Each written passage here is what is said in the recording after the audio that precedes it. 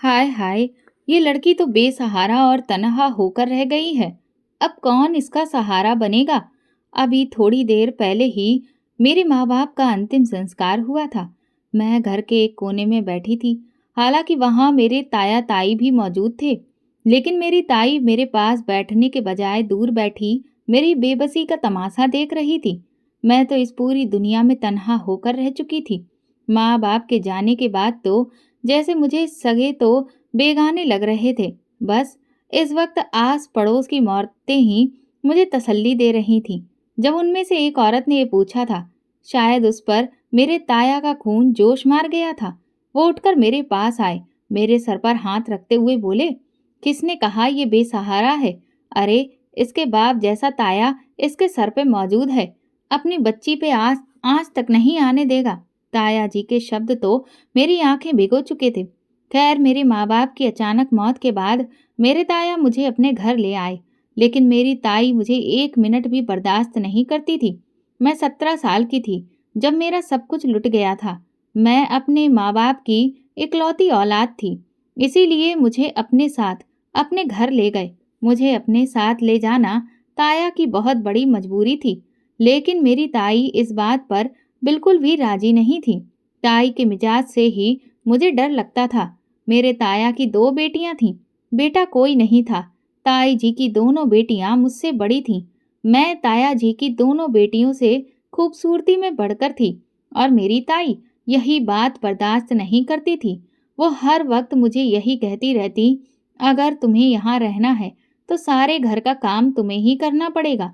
मैं तुम्हें मुफ्त की रोटियां नहीं खिला सकती। मेरी ताई जी की दोनों बेटियां भी मुझसे जलन करती थीं, इसीलिए मुझे ठीक से बात नहीं करती थीं। जब मैं ताई जी के घर आई तो ताई जी ने मेरे लिए स्टोर रूम खाली करवा दिया। कहने लगी कि तुम आज के बाद यहीं रहा करोगी। हमारे घर में फालतू कमरा नहीं है, जो तुम नवाबजादी को मैं एक कमरा अलग से दे दूंगी। ये बात सुनकर मेरे ताया जी भी नजरें चुरा गए थे, क्योंकि उनकी ताई जी के सामने ज्यादा नहीं चलती थी। लेकिन एक दिन मेरे हक के लिए अमर ने आवाज उठाई। अमर ताई जी की सहेली का बेटा था। उसके माँ बाप के गुजर जाने के बाद वो ताई जी के साथ ही रहता था। अमर जब 7 साल का था तभी उसकी माँ का देहांत हो गया था। तब से ताई जी ने ही अमर को पाल पोस कर बड़ा किया था। उनका अपना कोई बेटा नहीं था, लेकिन ताई जी अमर को अपने बेटे की तरह ही मानती थी। अमर एक दिन कहने लगे कि आंटी, रमा कोई नौकरानी नहीं है जो स्टोर रूम में रहेगी। वैसे भी हमारे घर में एक गेस्ट रूम एक्स्ट्रा है। ऐसा करें, वो रमा को दे दें। अमर का ये कहना था कि मेरी ताई तो उस पर भड़क उठी। कहने लगी, तुम्हें ज्यादा हमदर्दी जताने की जरूरत नहीं है। मैं अच्छी तरह से जानती हूँ कि किसको कहाँ रहना है। अमर भी चुप हो गया था। अभी फिलहाल बेरोजगार था, कोई काम धंधा पास में नहीं था। अपने अंकल और आंटी के टुकड़ों पे पल रहा था। और फिर तो ये सिलसिला जारी हो गया था।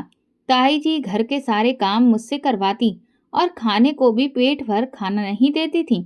लेकिन उस पे घर में अगर कोई मेरा हमदर्द था तो वो अमर ही था। एक दिन मुझसे कहने लगा कि मैं पिछले 6 महीने से नौकरी ढूंढ रहा हूँ, लेकिन मिलती ही नहीं। बस मेरी नौकरी लग जाने दो, फिर मेरा भी इस घर में रौब होगा। उसके बाद तुम्हारे भी दिन बदल जाएंगे। मैं उस वक्त किचन में बर्तन धो रही थी जब वो किचन में ही आ गया था और मुझे एक पैकेट पकड़ा दिया। मैंने कहा, ये क्या है? तो कहने लगा, इसमें तुम्हारे लिए खाना है, जाओ जाकर कमरे में खा लेना। मुझे पता है आंटी तुम्हें बासी रोटी या झूठन ही देती है। मैंने जब उसकी ये मेहरबानी की वजह पूछी तो कहने लगा, मुझे तुम्हारी हालत देखी नहीं जाती। तुम्हारी मासूमियत पे तो किसी का भी दिल मोम हो सकता है, लेकिन पता नहीं आंटी को तुमसे क्या नफरत है कि वो तुम्हारे ऊपर इतना ज्यादा जुल्म करती हैं। फिर वो मुझे अपनी नौकरी के बारे में बताने लगा। मैंने कहा, तुम्हारी नौकरी से मेरे दिन क्यों बदल जाएंगे? तो कहने लगा, फिर मैं आंटी को तुम्हारे साथ कोई भी जुल्म नहीं करने दूंगा। अभी तो मैं आंटी को कुछ नहीं कह सकता, क्योंकि मैं खुद ही उन पर अभी बोझ हूँ। हालांकि आंटी ने कभी भी मुझे बोझ नहीं समझा है, लेकिन मुझे खुद भी एहसास है कि मैं एक बेरोजगार हूँ। मैंने एक नज़र अमर की आंखों में देखा था। वो मेरे ही चेहरे पर अपनी नज़र जमाए हुए था। उनकी नज़रों में कुछ ऐसा था कि मैं फौरन नज़रें चुरा गई थी। एक पल को मेरा चेहरा लाल हुआ था। मैं नहीं जानती थी क्या वजह थी, लेकिन अमर की इतनी सी मेहरबानी पे ही मैं खुश हो गई थी। मेरी आंखों में भी अमर के सपने सजने लगे थे, लेकिन मैं जानती थी कि उन सपनों की कोई हकीकत नहीं थी, क्योंकि ताई जी मुझसे नफरत करती हैं और जैसा वो मेरे साथ व्यवहार करती हैं, वो कभी मुझे इस घर में ना रखती। चाहे पूरी जिंदगी गुलामी करती रहूं, लेकिन वो कभी भी मुझे अमर की पत्नी नहीं बनने देंगी। लेकिन असल तूफान तो उस समय उठा जब ताई जी की बेटियों के लिए आने वाले रिश्ते मुझे पसंद करके जाने लगे। ताई जी कहने लगी, ये डायन जब से आई है, मेरी बच्चियों को तो कोई देखने को भी तैयार ही नहीं है। मैं इसे अपने घर में नहीं रख सकती। हालांकि मैं आने वाले मेहमानों के सामने नहीं जाती थी और ना ताई ने मुझे इस काबिल छोड़ा था कि मैं किसी के सामने जा पाती। मैं हर वक्त फटे पुराने कपड़े पहने रहती, मेरा हुलिया खराब रहता, लेकिन मैं अपनी खूबसूरती का क्या करती, जो इस वक्त फटे पुराने खराब हुलिये में भी दमकती रहती थी। ताई जी ने मेरे सारे कीमती डिजाइनर कपड़े अपनी बेटियों को दे दिए थे। मैं सारा दिन किचन में आम से कपड़े पहने मेहमानों की खातिरदारी का सामान तैयार करती रहती थी। मुझे तो मेहमानों के सामने आने की भी इजाजत नहीं थी। बालों का जूड़ा बना हुआ था और लट गर्दन पर झूल रही थी। जब मैं ड्राइंग रूम में प्लेटें लगा रही थी, तभी मेहमान अचानक ही आ धमके थे। मैं उनके आने पे एकदम से बौखला गई थी। ताई जी ने मुझे इशारा किया था कि मैं अंदर चली जाऊं, लेकिन उन औरतों में से एक औरत की नज़र मुझ पर पड़ी थी। फौरन ही वो पूछ बैठी, ये लड़की कौन है? ताई जी तो कह देती कि नौकरानी है, मगर ताया जी ही थे जो बोले कि ये मेरे भाई की आखिरी निशानी है, मेरी भतीजी है। मैं बेहद परेशान हुई थी कि मैं अब कहाँ जाऊं। वही हुआ था जिसका डर था। वो लोग ताई जी की बेटियों की जगह मुझे पसंद करके गए थे। ताई जी ने तो गुस्से से फौरन ही इनकार कर दिया था और बाद में सारा गुस्सा ताई जी का मेरे ऊपर ही निकला था। मेरे होठों से खून बहने लगा था। मेरे बाल खींच खींच कर ताई जी ने मेरा पूरा सर दुखा दिया था। मैं अपने स्टोर रूम में बैठी सिसक सिसक कर रो रही थी। मैं अपने माँ बाप को याद कर रही थी। मुझे वो दिन याद आ गया जब कंघी कराते हुए भी मैं चीखने लगती थी कि माँ धीरे करो, मुझे बालों में दर्द होता है।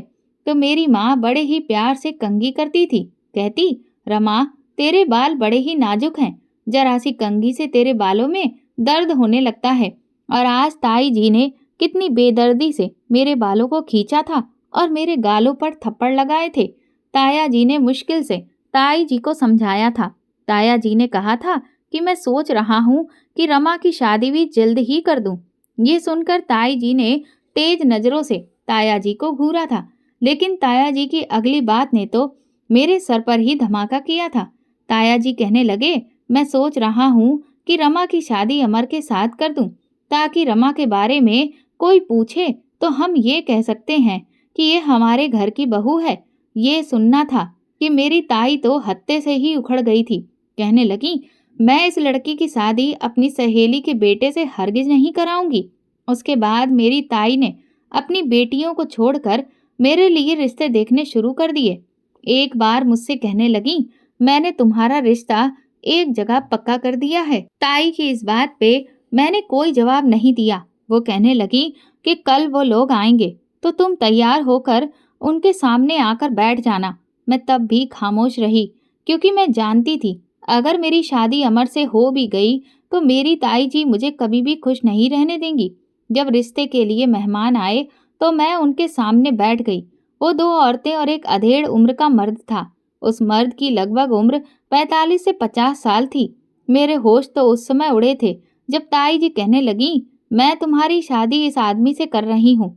उस आदमी को देखकर तो मेरे सोचने समझने की सारी हिम्मत ही खत्म हो गई थी। मैं फौरन से उठकर अपने स्टोर रूम में चली गई। उस रात मैं बहुत रोई थी।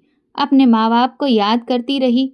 मेरे माँ बाप ने मेरे लिए कितने सपने सजाए थे, मुझे पलकों पे बिठा कर रखते थे, और आज मैं उनके बिना खून के आंसू रो रही थी, लेकिन कोई पूछने वाला नहीं था। रात के 3 बजे मेरे कमरे का दरवाज़ा खटका था। मैं हैरान थी कि इस वक्त कौन हो सकता है। मैंने पूछा, कौन?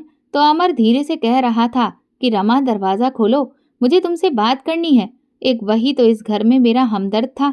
मैंने तुरंत ही दरवाज़ा खोल दिया था, लेकिन उसने मेरा हाथ पकड़ा और मुझे बाहर ले आया। उस वक्त हर तरफ सन्नाटा छाया था, सब अपने अपने कमरे में सो रहे थे। मैंने कहा, अमर हाथ छोड़ो मेरा, कहाँ लेकर जा रहे हो? अगर ताई जी उठकर आ गईं तो मुझ पर इल्जाम लगाएंगी। वो कहने लगा, तुम्हें पता भी है तुम्हारे साथ इस घर में क्या होने वाला है? वो काफी गुस्से से मुझसे पूछ रहा था, लेकिन मेरे चेहरे पे कोई भाव नहीं थे। मैं तो पहले ही रो रो कर अपना सारा गम निकाल चुकी थी और खुद को किस्मत के हवाले कर दिया था। लेकिन उसकी बात पे फिर से मेरी आंखों में आंसू भर आए थे। मैंने कहा, हाँ, मुझे मालूम है ताई जी एक बूढ़े आदमी से मेरी शादी करना चाहती हैं। मेरी बात सुनकर वो कहने लगा, हमारे पास सिर्फ आज की रात है रमा, वरना कल दोपहर को आंटी तुम्हारी शादी उस बूढ़े आदमी से करवा देगी। मुझे ये तो मालूम था कि मेरा रिश्ता ताई जी ने बूढ़े से आदमी से तय कर दिया है, लेकिन मैं ये नहीं जानती थी कि ताई जी कल ही मेरी शादी उस बूढ़े से करवा देंगी। ये बात सुनकर मैं रोने लगी। मैं जानती थी कि मेरी किस्मत अब बदल नहीं सकती। अमर कहने लगा, तुम अभी चलो मेरे साथ। मैंने कहा, कहाँ जाऊंगी तुम्हारे साथ? तुम क्यों मुझे बदनाम करना चाहते हो? वो कहने लगा कि मैं तुमसे मोहब्बत करता हूँ। ये सुनकर तो मैं हैरान रह गई थी। हालांकि मैं भी अमर के सपने सजाने लगी थी, लेकिन इससे पहले अमर ने कभी भी मुझसे इजहार मोहब्बत नहीं किया था और मैंने कभी उसे पाने की ख्वाहिश भी नहीं की थी, क्योंकि मुझे पता था कि मेरी किस्मत इतनी अच्छी नहीं है कि अमर जैसा लड़का मेरी किस्मत में होता और उसका प्यार मेरी जिंदगी को रंगीन बनाता। वो कहने लगा, रमा, तुम मेरे साथ चलो, सुबह होते ही हम दोनों कोर्ट में जाकर शादी कर लेंगे। अमर की बात सुनकर मैं परेशान हुई थी। मैंने कहा, यह मुमकिन नहीं है, मैं ये नहीं कर सकती। ताई जी मुझे जान से मार डालेंगी। वो कहने लगा, क्यों मार डालेंगी? मैं हूं ना।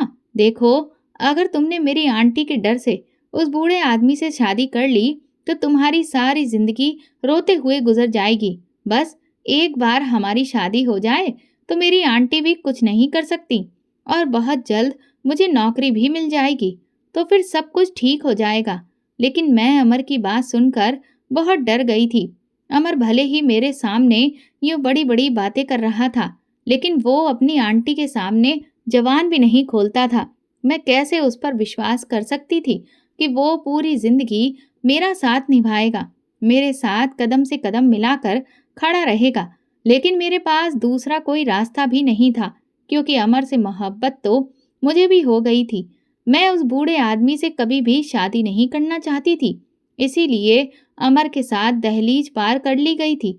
अमर मुझे अपने दोस्त के घर ले गया था, जहां उसके सिर्फ नौजवान लड़के दोस्त ही रहते थे। उस फ्लैट में आकर मुझे कुछ डर सा महसूस हो रहा था, लेकिन अमर ने मुझे कमरे में भेज दिया। वो कहने लगा, जैसे ही सुबह होगी हम कोर्ट मैरिज करके घर चले जाएंगे। वो रात मेरी आंखों में ही कटी थी। जैसे ही सुबह हुई मेरे कमरे पर दस्तक हुई थी। दरवाजा खोला तो मेरे कमरे के बाहर अमर ही खड़ा था। उसके साथ में कोर्ट चली गई और फिर उसके दोस्तों की मौजूदगी में मेरी शादी अमर से हो चुकी थी। मैं नहीं जानती थी कि घर पहुंचते ही जो हंगामा शुरू होगा उससे शायद मैं देख पाऊं। मेरी ताई जी तो मुझे जान से ही मार डालती, लेकिन अमर मेरी ढाल बना हुआ था। मुझे तसल्ली देने लगा, कहने लगा, रमा, चिंता मत करो, मैं हूं ना, तुम्हें कोई भी कुछ नहीं कहेगा। जैसे ही अमर के साथ मैं घर पहुंची, दरवाजा मेरे ताया जी ने खोला था। मुझे देखकर कहने लगे, मुझे नहीं पता था मेरे भाई का खून इतना गंदा भी हो सकता है। रात भर कहाँ गायब रही थी तुम? मैं रोने लगी। फिर ताया जी अमर से कहने लगे, तुम्हें ये कहाँ से मिली है? शायद ताया जी को ये लग रहा था मैं घर से अकेली भागी थी और अमर मुझे ढूंढ कर लाया है। मैंने डर के मारे अमर का हाथ पकड़ा हुआ था। वो मुझे घर के अंदर ले आया, मेरे हाथ को हल्के से दबाकर मुझे तसल्ली भी देने लगा। अगले ही पल अमर ने कहा कि रमा कहीं नहीं गई थी, बल्कि ये पूरी रात मेरे साथ थी। ये सुनना था कि मेरे ताई ताया दोनों ही आंखें पूरी खोले उसे देखने लगे। वो कहने लगा, आप लोग रमा के साथ जुल्म कर रहे थे, उसकी शादी एक बूढ़े आदमी से कर रहे थे, इसीलिए मुझे ये कदम उठाना पड़ा। मैंने रमा से कोर्ट मैरिज कर ली है। मेरे ताया जी तो अमर के फैसले से खुश हो गए थे, लेकिन मेरी ताई वहीं सीने पे हाथ मारकर सोफे पर गिर गई थीं। कहने लगी, इस लड़की ने मेरे मासूम बेटे को अपने प्यार के जाल में फंसा लिया है। मैं इसे जिंदा नहीं छोड़ूंगी। ये कहकर ताई जी मेरी तरफ लपकी थी और मेरी गर्दन अपने हाथों में दबोच ली थी। लेकिन अमर ने ताई जी को धक्का देकर मेरी गर्दन छुड़ाई थी। वो कहने लगा, आंटी, होश से काम लो। रमा अब मेरी पत्नी है। आप उस पर इस तरह जुल्म नहीं कर सकती। ताई जी तो गुस्से से पागल हो रही थी। वो कहने लगी, मैं इस लड़की को अपने घर में 1 मिनट भी बर्दाश्त नहीं करूंगी। मैं इसका जीना दूभर कर दूंगी। लेकिन अमर ने सबसे कह दिया था कि अब रमा पत्नी की हैसियत से इस घर में आई है। अब अगर किसी ने भी उसे परेशान करने की कोशिश की तो याद रखना, मैं अपनी पत्नी का साथ दूंगा और इस घर को छोड़कर चला जाऊंगा। आप लोग मेरी शक्ल को तरस जाएंगे। अमर की इस बात पे सबके मुंह बंद हो चुके थे। भले ही अमर ताई जी की सहेली का बेटा था, लेकिन ताई जी और ताया जी ने उसे हमेशा सगे बेटों की तरह पाला था, क्योंकि ताई जी और ताया जी का कोई अपना सगा बेटा नहीं था। अमर मुझे अपने कमरे में बिठाकर चला गया। मैं वहां पर बैठी रो रही थी और आंसू बहा रही थी। जब वो कमरे में आया तो कहने लगा, अब तुम्हें किस बात का डर है? मैंने कहा, ताई जी कभी भी मुझे इस घर में स्वीकार नहीं करेंगी। तो कहने लगा, तुम सब कुछ भूल जाओ। उसने मेरा हाथ अपने हाथ में थाम लिया था। काफी देर मुझसे प्यार मोहब्बत की बातें करता रहा, अपनी मोहब्बत का विश्वास दिलाता रहा। लेकिन जब मेरे करीब होने लगा तो उससे पहले उसने मुझे एक गोली खाने को दी। कहने लगा, ये दवा खा लो। मैंने कहा, ये किस चीज की दवा है? तो वो कहने लगा, देखो, जिन हालातों में हमारी शादी हुई है, मैं चाहता हूँ कि तुम जल्दी से उम्मीद से हो जाओ। जब तुम मेरे बच्चे की माँ बन जाओगी तो आंटी भी जल्दी ही तुम्हें स्वीकार कर लेंगी। अमर की ये बात मुझे भी कुछ ठीक लगी थी, इसलिए मैंने उसके हाथ से मेडिसिन लेकर खा ली। उसके बाद अमर ने मुझे अपनी बाहों के घेरे में भर लिया था। धीरे धीरे मुझ पर भी खुमारी सी चढ़ने लगी थी और इसी खुमारी और नशे में मैं अमर के प्यार को महसूस कर रही थी। उस रात उसने मेरे ऊपर अपनी सारी चाहतें लुटा दी थीं, लेकिन इन चाहतों के पीछे छिपे हुए मकसद से मैं अनजान थी। काश मैं उसके मक्कार चेहरे को पहचान लेती तो आज मैं खून के आंसू ना बहाती। सुबह जब मेरी आंख खुली तो मैं अभी तक अमर की बाहों में सो रही थी। वो मुझसे पहले ही जागा हुआ था। आंखें खुली तो सामने उसका चेहरा था। उसे यूं खुद के करीब मुस्कुराता देखकर तो मैं शर्मा सी गई थी। बीती रात याद आते ही मेरे गालों पे हया की लाली छाने लगी थी। मैंने फौरन खुद को उसके बाजू से छुड़ाया और वहां से उठ गई। फ्रेश होकर मैंने वही आम से कपड़े पहने तो अमर ने मुझसे वो सूट छीन लिया। कहने लगा, तुम ये कपड़े क्यों पहन रही हो? आज इस घर की बहू के तौर पर तुम्हारा पहला दिन है। वो मेरे लिए खूबसूरत सा ड्रेस निकाल कर लाया और कहा, ये पहनकर तैयार हो जाओ, फिर हम नाश्ता करने के लिए बाहर चलते हैं। मैं उसकी मोहब्बत और ख्याल देखकर तो जैसे निहाल सी हो रही थी। मैंने वही सूट पहना और हल्का हल्का मेकअप भी कर लिया, मगर जैसे ही कमरे से बाहर जाने लगी, ताई जी के ख्याल से मैं कांप चुकी थी। न जाने मुझे बाहर देखकर ताई जी का क्या व्यवहार होगा। जो कुछ मैंने सोचा था शायद उससे भी बुरा होने वाला था। मैं तैयार होकर डरते डरते कमरे से बाहर निकली। डाइनिंग टेबल पे नाश्ता लग चुका था। जैसे ही मैं बाहर आई तो ताई जी ने एक नज़र मुझ पर डाली। वैसे तो सुबह का नाश्ता मैं बनाया करती थी, मगर आज ताई जी ने खुद बनाया था। उनकी तो हालत ही खराब हो रही थी। मुझे कमरे से बाहर निकलते देखकर वो गुस्से से कहने लगी, आओ आओ महारानी साहिबा, इस घर में मालकिन के तौर पर आज तुम्हारा पहला दिन है, तब भी कमरे से बाहर तुमने कदम नहीं निकाला। मैं तो अब इस घर की नौकरानी हूं ना। तुम लोगों को अब खाना पेश करूंगी, तुम लोगों के नखरे भी उठाऊंगी। ताई जी के ये शब्द सुनकर मैं फौरन अमर के पीछे छुपी हुई थी, जबकि अमर ने फौरन मेरा हाथ थामकर खींचा और कहने लगा, डरने की कोई जरूरत नहीं है, मैं हूं ना। मैं अमर के साथ ही लगी डरती हुई डाइनिंग टेबल तक पहुंची थी, फिर अमर के साथ ही कुर्सी पर बैठ गई। ताई जी की दोनों बेटियां भी मुझे गुस्से से घूर रही थीं। वो सब लोग ही शादी से खुश नहीं थे। वो तो पहले ही मुझसे नफरत करते थे। जैसे तैसे मैंने बड़ी मुश्किल से नाश्ता किया और फिर जब घर में काम करने लगी तो ताई जी ने मेरा हाथ झटक दिया। कहने लगी, लड़की, तू मेरे हाथों मारी जाएगी। बेहतर है अपनी शक्ल मेरे सामने से गायब करके रहना, वरना तेरे लिए अच्छा नहीं होगा। वो बहुत ही गुस्से में थी। मैं खामोशी से अपने कमरे में चली गई। अमर घर से बाहर जा चुका था। कहने लगा, मैं नौकरी ढूंढने जा रहा हूँ। मैं सारा दिन कमरे में बंद रही। किसी ने आकर मुझे खाने तक का नहीं पूछा था, और कमरे से बाहर जाकर मैं ताई जी के गुस्से का शिकार नहीं होना चाहती थी। पूरा दिन मैं भूखी प्यासी पड़ी रही। शाम को जब अमर घर आया तो आते ही उसने मुझे अपनी बाहों में ले लिया। मेरे माथे पे अपने प्यार का इजहार कर कहने लगा, आज का दिन कैसा गुजरा? किसी ने तुम्हें कुछ कहा तो नहीं? मगर मेरी आंखों से तो आंसू बहने लगे थे। भूख से मेरा बुरा हाल था। मैं उसे बताने लगी तो वो भी खामोश हो गया।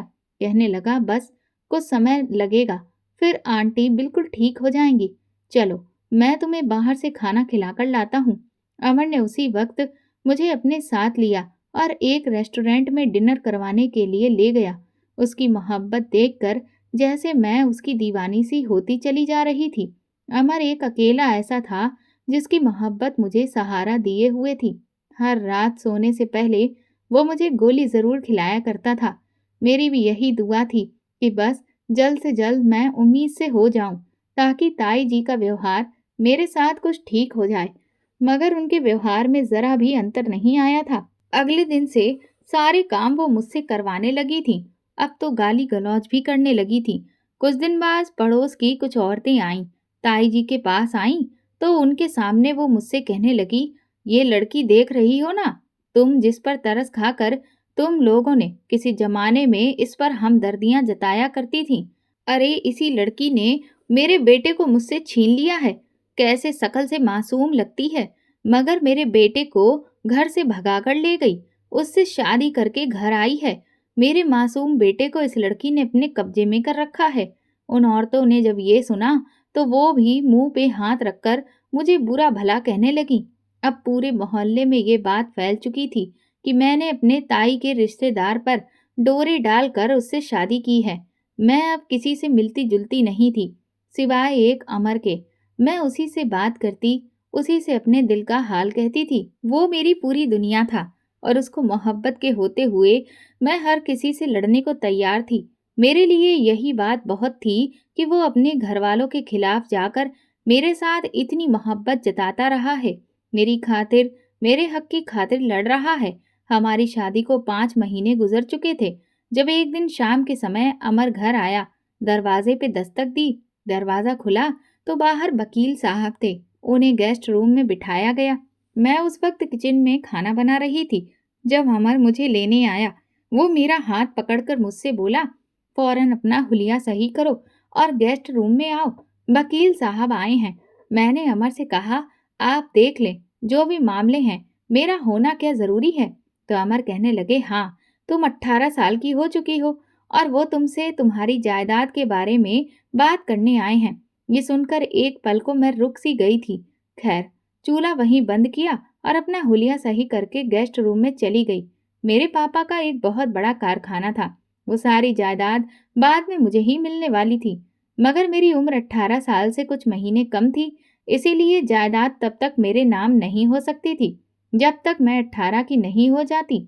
2 दिन पहले ही मैं 18 साल की हो चुकी थी और मेरी सालगिरह भी अमर ने बड़ी ही धूमधाम से मनाई थी। मैं वकील साहब के सामने जाकर बैठी तो उन्होंने एक नज़र मुझे सर से पैर तक देखा। फिर मुझसे कहने लगे, ये जायदाद आपके पापा ने आपके नाम की है।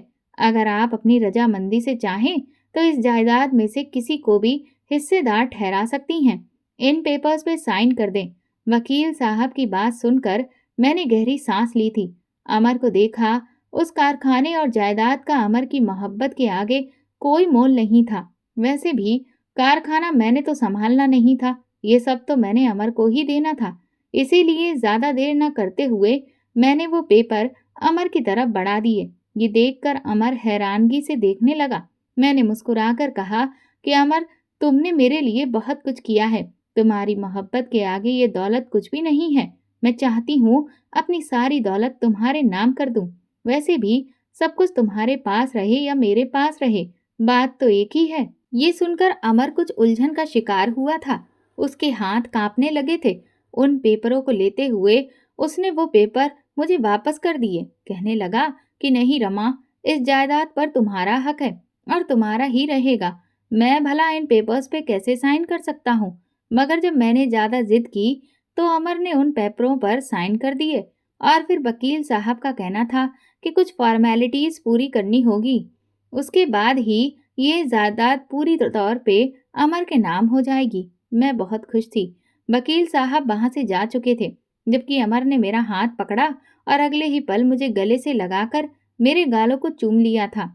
मैं मुस्कुरा दी। वो कहने लगा कि मैं सोच भी नहीं सकता था कि तुम मुझसे इतनी मोहब्बत करती हो। वो वहां से चला गया, जबकि मैं खुश थी। उसने जाकर ये बात अपनी आंटी को बताई थी। ये सुनकर उनका मुंह खुला का खुला रह गया था। मुझे लगा शायद मेरे इस कदम के बाद ताया जी और मेरी ताई जी का व्यवहार मेरे साथ अच्छा हो जाएगा। वो अमर के माथे को प्यार से सहलाने लगी, उसे बधाइयां देने लगी। ताया जी भी खुश थे और मैं भी खुश थी कि चलो, हो सकता है ये लोग मुझे स्वीकार कर लें। उस रात मैं बहुत देर तक अमर का इंतजार करती रही, यहाँ तक कि रात का 1 बज चुका था। मुझे कुछ कुछ अजीब सा लग रहा था। मेरा जी भी मितला रहा था और बेचैनी सी महसूस हो रही थी। शायद भगवान ने मेरी सुन ली थी और मैं माँ बनने वाली थी। मुझे तो विश्वास ही नहीं आ रहा था, लेकिन मैं चाहती थी कि कल मैं अमर के साथ जाकर सबसे पहले अपना चेकअप करवा लूं। मगर उस रात अमर 2 बजे वापस आया तो थका हारा था, लेकिन थकावट के बाद भी वो गुनगुना रहा था। वो आकर बिस्तर पे गिरा और फौरन ही सो गया। उसने मुझसे कोई भी बात नहीं की। अगली सुबह जब मैंने अमर से डॉक्टर के पास जाने की बात की तो वो मुझे बिल्कुल नजरअंदाज कर चुका था। कहने लगा, खुद चली जाओ, टैक्सी करो और जाओ। मुझे और भी बहुत से काम हैं, कारखाना देखना है, ये सब मैनेज करना है। वो मुझे पूरी तरह से नजरअंदाज करने लगा था। अब मेरी तबीयत दिन ब दिन गिरती ही जा रही थी। पेट में हल्का सा दर्द होने लगा था। मैं जो समझ रही थी कि ताई और मेरे ताया की लड़कियों का व्यवहार मेरे साथ ठीक होगा, लेकिन वो तो मुझसे और भी ज्यादा नफरत करने लगी थी। मेरे साथ और भी ज्यादा बुरा होता चला जा रहा था। मुझे समझ में नहीं आ रहा था कि आखिर ऐसा हुआ क्या है। जायदाद नाम करते ही अमर का व्यवहार भी मुझसे इस कदर बदलने लगा था। आखिर क्यों? वो तो मुझे यूं नजरअंदाज कर चुका था जैसे उसकी नजर में मेरी कोई अहमियत ही ना हो। एकदम से इतनी मोहब्बत के बाद वो अजनबीपन देखकर मैं अंदर ही अंदर टूटने लगी थी। दिमाग में खतरे की घंटी बजने लगी थी कि कहीं मैं कुछ गलत तो नहीं कर बैठी। एक दिन जब तबीयत बहुत खराब हुई तो मजबूरन अकेली ही मैं डॉक्टर के पास चली गई। मुझे लगा शायद मैं प्रेग्नेंट हो गई हूँ, मगर जो बात डॉक्टर ने मुझे बताई वो सुनकर तो जैसे मेरे पैरों के नीचे से जमीन निकल चुकी थी। डॉक्टर कहने लगी कि आप बच्चा पैदा करने के काबिल ही नहीं हैं। आपने बहुत ज्यादा गलत दवाइयों का सेवन किया है, जिससे कि आप प्रेग्नेंट ना हो सकें, और इन दवाइयों के लगातार इस्तेमाल करने का ही ये असर है कि अब आप कभी भी मां नहीं बन सकती। हमें जल्द से जल्द ऑपरेशन करके आपके शरीर से बच्चेदानी को निकालना होगा, वरना जहर आपके शरीर में भी फैल सकता है और आपकी भी मौत हो सकती है। ये खुलासा तो जैसे मेरे पूरे शरीर को हिलाकर रख चुका था। अमर के शब्द मेरे दिमाग में घूमने लगे। वो तो कहता था कि इन दवाइयों से मैं जल्द ही मां बन जाऊंगी। अमर ने मुझे धोखा दिया था।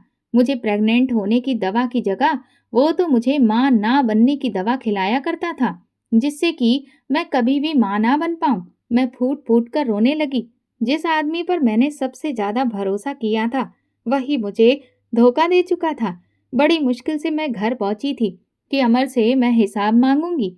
आखिर उसने मेरे साथ ये सब क्यों किया? घर में कदम रखा तो अमर अपनी आंटी के साथ बैठा बातें कर रहा था। ताया जी भी वहीं मौजूद थे। सब लोग बहुत खुश थे। अमर हंस हंस कर उन्हें बता रहा था कि कैसे उसने ये सारा प्लान बनाया, सिर्फ और सिर्फ मेरी जायदाद हथियाने के लिए। और ताई जी अमर की बलाएं ले रही थीं कि तू तो बड़ा अच्छा खिलाड़ी निकला, तुझे तो फिल्मों में काम करना चाहिए। अरे, तुमने तो मुझे भी भनक नहीं लगने दी कि ये सब कुछ तू रमा की जायदाद के लिए कर रहा है। कि तभी अमर की नजर मुझ पे पड़ी। मेरा बस नहीं चल रहा था कि मैं अमर का मुंह नोच लेती। यहाँ पे तो सब के सब मेरे दुश्मन थे। अगले ही पल मैं आगे बढ़ी और अमर को गिरेबान से पकड़ लिया। ताया जी, अमर की बलाएं ले रही थी कि तू तो बड़ा अच्छा खिलाड़ी निकला, तुझे तो फिल्मों में काम करना चाहिए। अरे, तुमने तो मुझे भी भनक नहीं लगने दी कि ये सब कुछ तू रमा की जायदाद के लिए कर रहा है। कि तभी अमर की नजर मुझ पे पड़ी। मेरा बस नहीं चल रहा था कि मैं अमर का मुंह नोच लेती। यहाँ पे तो सब के सब मेरे दुश्मन थे। अगले ही पल मैं आगे बढ़ी और अमर को मेरा पूरा शरीर कांप रहा था। मैं रोते हुए कहने लगी कि मेरा क्या कसूर था? किस गुनाह की सजा दी तुम लोगों ने मुझे?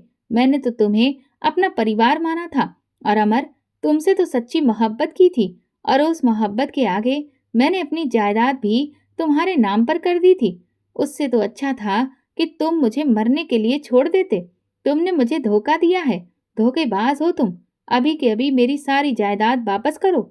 उस पर सिर्फ और सिर्फ मेरा हक है। मेरे माँ बाप की मेहनत की कमाई है।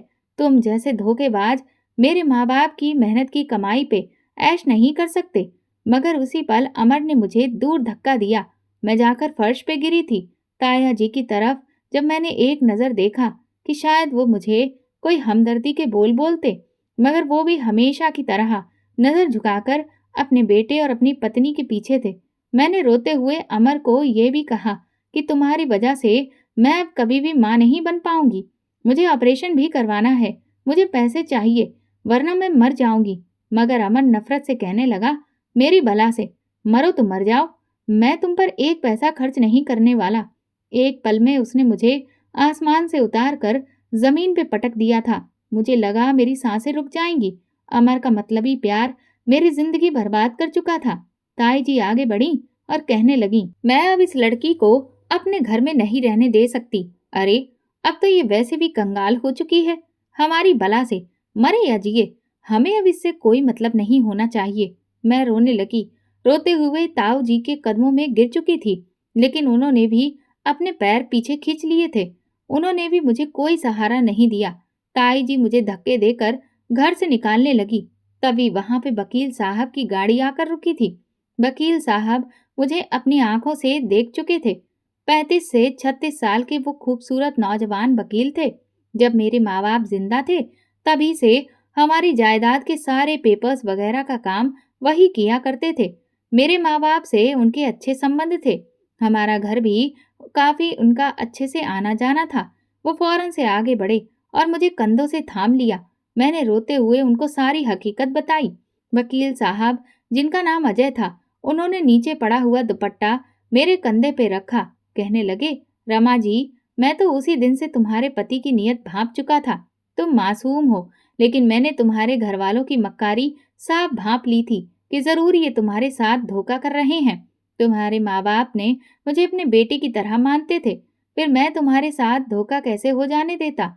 मैंने तुमसे किसी भी तरह से अकेले में बात करना चाहता था कि तुम अपनी सारी जायदाद अमर के नाम मत करो, कुछ अपने पास भी रखो। ये मंजर देखकर तो एक पल के लिए अमर के साथ साथ ताई जी के भी होश उड़ चुके थे। वो हड़बड़ाकर मामले को सुलझाने लगे, मगर अजय काफी पहुंचे हुए इंसान थे। मुझे अपने साथ वो अपने घर लेकर गए। उन्होंने मेरी सारी जायदाद मुझे वापस दिलवा दी और अमर देखता रह गया। मेरा सब कुछ मुझे वापस मिल चुका था। मैं अमर से तलाक भी ले चुकी थी, मगर अमर की वो झूठी और धोखेबाज मोहब्बत मुझे आज भी याद आती है।